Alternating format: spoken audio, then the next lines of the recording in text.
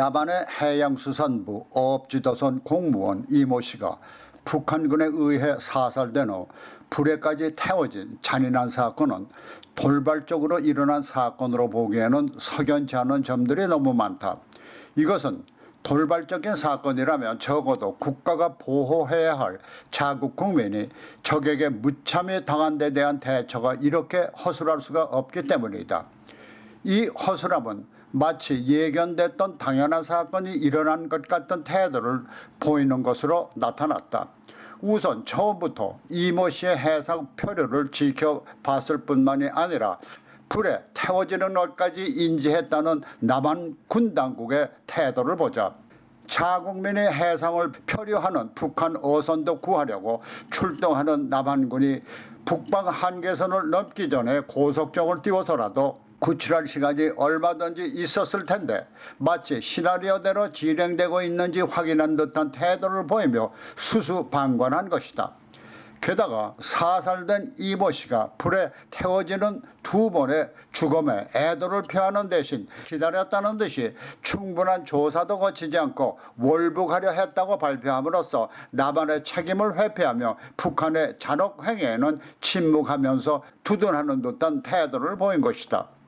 이모 씨의 표류에 대해 그를 잘 아는 이모 씨의 형이나 어업지도선의 같은 동료들은 월북할 이유가 없다며 담배를 피우다가 실족한 것 같다고 증언을 하며 당시 어업지도선의 CCTV가 고장났다는 것도 이모 씨의 해상 표류가 미스테리로 남는 것이다.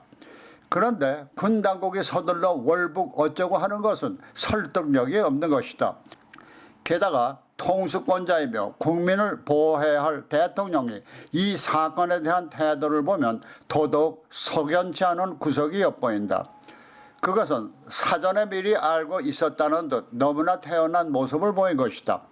적에게 자국민이 무참히 당하는데도 아랑곳 하지 않고 잠을 자다 못해 아카펠라를 재밌게 감상하고 있었다는 것을 보면은 시나리오대로 각본이 진행되고 있구나 하는 안도감을 드러낸 듯한 태도를 보인 것이다.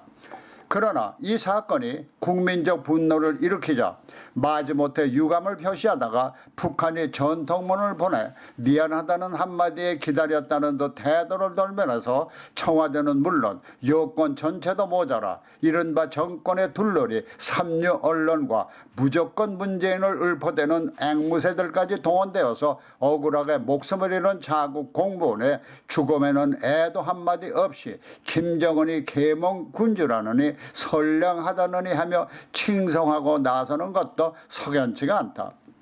그것은 제 고모부까지 잔인하게 죽여버릴 정도로 잔인한 김정은이 그동안 달갑지 않게 여기던 문재인의 국민 한 사람쯤 파리 목숨일 텐데 전례 없이 서둘러 사과라는 것을 남한에 보낸 것을 보면 2008년 금강산에서 남한 관광객을 사살하고 연평도 포격이나 천안함 격침에도 사과 한마디 없던 북한이 남한으로부터 어떤 반대급부 없이 김정은이 만만히 사과할 리가 없는데도 불구하고 그것도 일찌감치 석연치 않은 경로를 통해서 사과문을 보냈다는 것은 사전에 어떤 반대급부 없이는 상상할 수 없는 일이다.